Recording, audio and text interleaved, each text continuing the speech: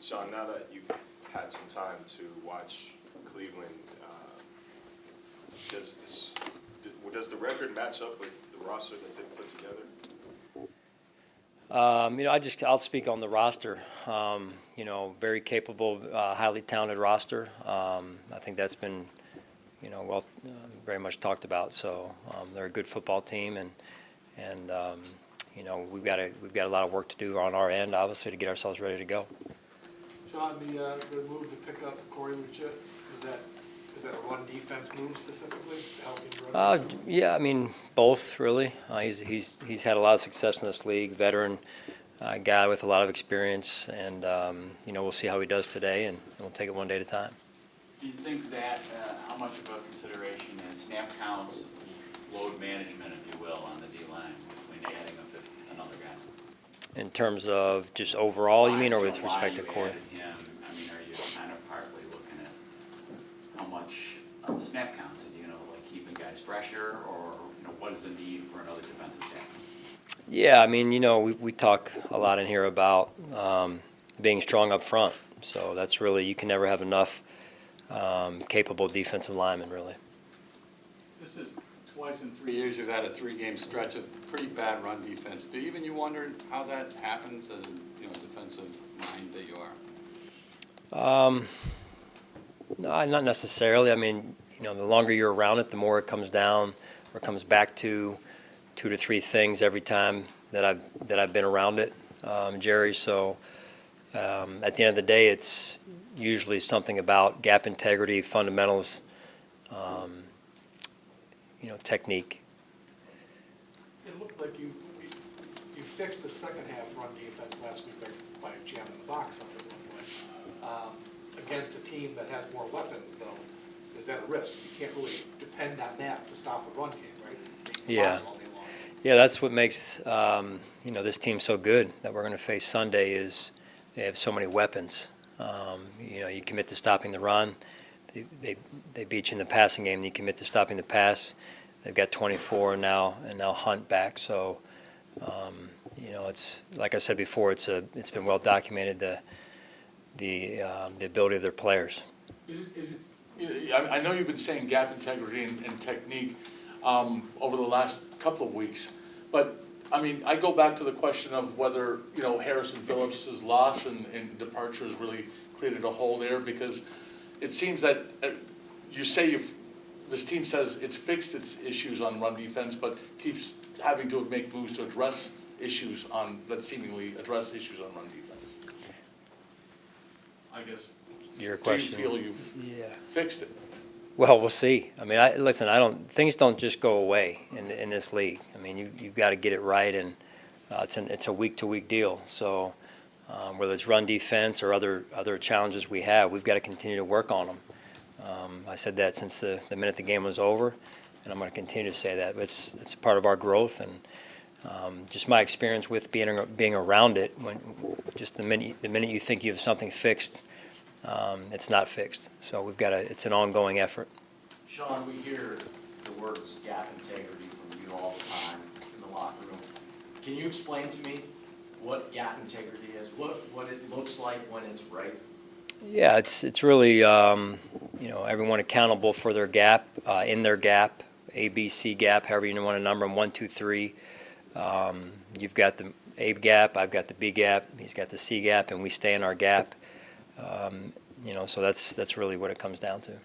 Coach, I know Cody was up last week, got some special team snaps. Are you encouraged that he'll be able to give you more this week? Yeah, we'll see. We'll see how he looks today. I thought it was good last week that he didn't have to go in there for any extended period of time to give him another week. So we'll see today how he looks.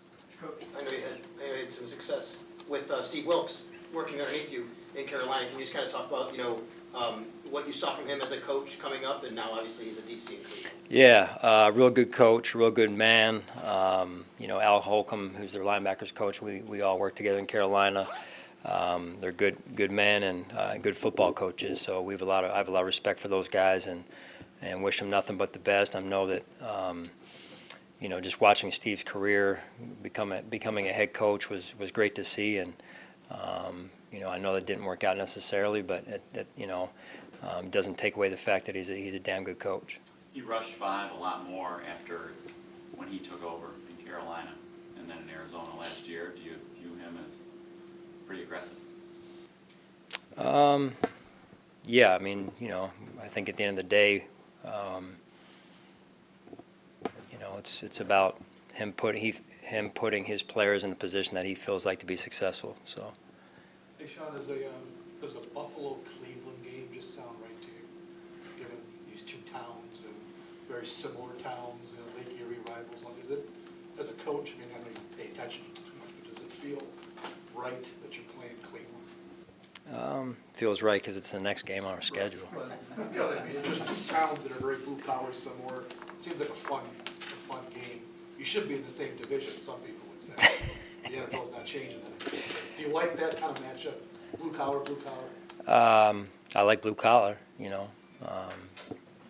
respect all, in terms of blue collar, whatever the non-blue collar is.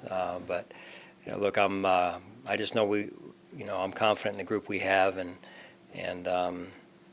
happy to live in Buffalo. It's a great town. We moved here a couple of years ago, and really matches the characteristics and core values of where I grew up.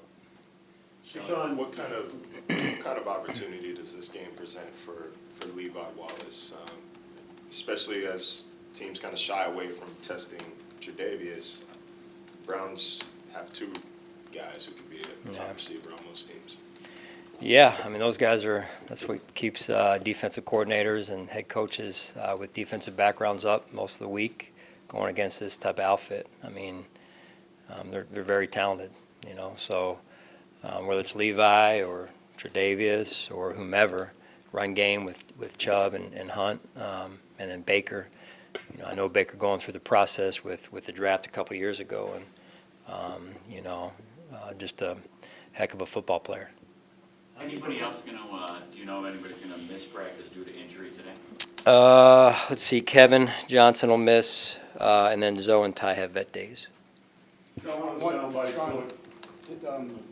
this season's kind of like the tour of the 2018 quarterback draft. Not all of them, like Baker, are tasting success. How important is it to land in I think it's important for everybody to land in the right team, the right spot. It can make or break your career, probably magnified for quarterbacks. Can you just speak about maybe that can make or break somebody, especially a QB? Yeah, and I would say the same for really, and to your point, regardless of position, the system's important, the fit is important, and not just, the system, but just where you go, the type of town it is, the type of culture you have, the way things are handled day to day, on the field, off the field. I think that's one of the things I was able to learn around Andy in Philadelphia, just watching him handle things both on and off the field, and the culture he built there. And so I'd say that's true for any position, but to your point in particular, probably quarterbacks. Do you feel when these quarterbacks are face off against each other, do you reflect on that draft at all? Do you for better or worse, you're being measured. Did the Bills pick the right guy? Does that team get a different guy? Or it's always going to be there. Does that ever cross your mind? How Josh is being compared to these other quarterbacks from that year? Listen, we focus on what we can control. That's what we do, and I think Josh has done a really good job of that to this point. Sean, just to clarify, what is keeping Kevin out of practice? Yeah, just a knee. We had to come up this last game. Yeah.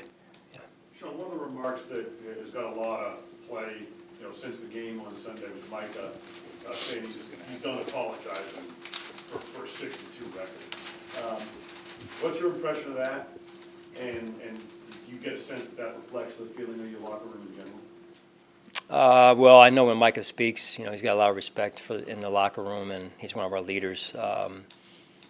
I think similar to what I said the other day, it's about controlling what we can control.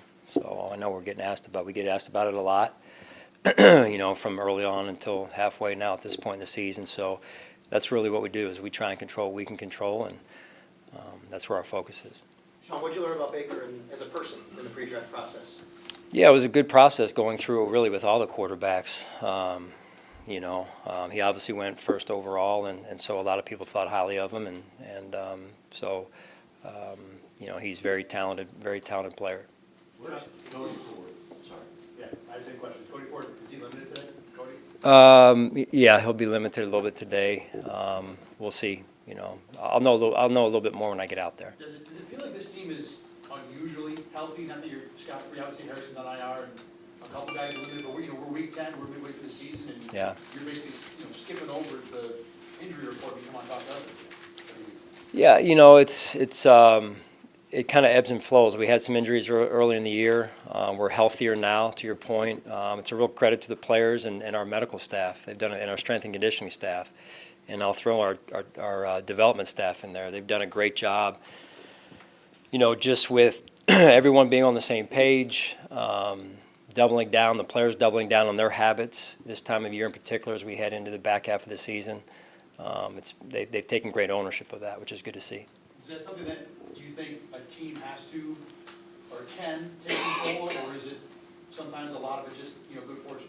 A little bit of both, I'm sure. You can control what you can control. Sometimes things happen, but overall, yeah, we try and do the best we can, and I think that growth mindset's about people getting together, talking through things together, strength staff, medical staff, sports science, team development, player development, and continuing to research what's out there, different ways of doing things, finding the best practices that are out there, and we try and adjust what we do to those practices yearly, basically. I apologize. Yeah, it's all right. How do you think Josh has progressed on the ball security? Yeah, I think he's improved what we need, and he's aware of the areas we need to improve on as it relates to ball security. So, I think he's made adjustments and improvements in his development, which I think shows up on the stat sheet quite a bit, and over the last 4 or 5 games here. So that's been good to see and he'll continue to grow in that area. I'm confident in that. Given how you've stressed winning in the trenches and winning up front, coming off a game in which the offensive line had some issues with and ones, and the defensive line, or I know it's more than that, but the defensive line had issues with stopping the run. Do you feel that this team has established that identity yet, and how far away from it might it be, and how concerning is that? Yeah, we've got a lot of work to do in all areas, John. Whether it's and one, up front, winning at the whole, it's week to week. We just got to. You guys write about it. We got a lot of room to grow, a lot of challenges, but I'm confident in our guys. I'm confident in our locker room. Confident in the coaches. Yep. All right.